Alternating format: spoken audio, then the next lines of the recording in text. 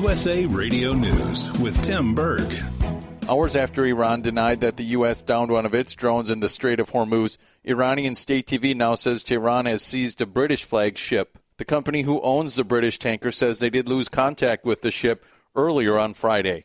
Now, Iran is denying that we shot down that drone, but according to National Security Advisor John Bolton, there's no question that this was an Iranian drone, and the USS Boxer took it out, as the president announced yesterday, because it posed a threat to the ship and its crew. It was entirely the right thing to do. President Trump says he's unhappy with Minnesota Democratic Congresswoman Ilhan Omar, saying that he believes she hates the U.S. and she should be lucky to be where she is.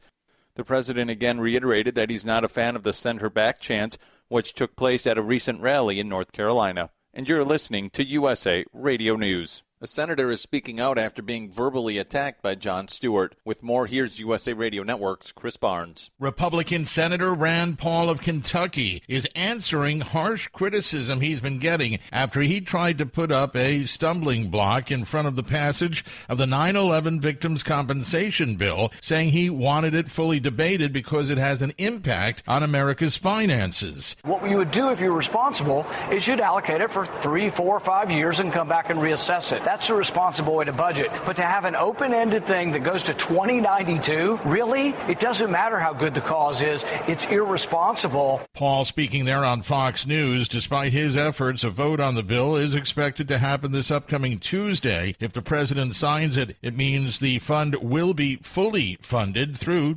2090. House lawmakers are working over the weekend to prepare for their public hearing with special counsel Robert Mueller next week. And you're listening to USA Radio News. White House senior advisor Ivanka Trump is taking a tour of a job retraining center in Iowa. The president's first daughter joins a roundtable discussion on how to prepare Americans for jobs of the future. So this is a great climate, a great opportunity, but it brings to bear a unique challenge, which is the fact that people need skilled workers. A brutal heat wave will scorch over half the country this weekend. More than 190 million people across 34 states are now under heat alerts. Parts of the upper Midwest and areas along the East Coast could see temperatures that feel like 110 degrees. Dr. Diane Hess shares with me some ways to keep your kids cool during the heat. Same thing that we do for adults. You want to have them, good access to water. You don't really need many people turn to those hydration drinks like a Gatorade or an electrolyte drink. Water is fine to keep you hydrated.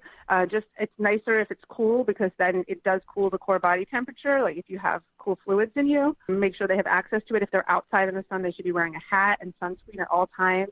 And really come in for breaks indoors in the shade. If you swim or have a pool, that's a good place to be under the sprinkler to cool them off, or at the beach, but nothing excessive, because even if you're outside at the pool, you can really dehydrate because the kids are burning up tons of calories swimming, running around. So you want to make sure to get into the shade under some kind of shelter or an umbrella. For more news, please remember you can find us online at usaradio.com or on Facebook at USA Radio. For USA Radio News, I'm Tim Berg.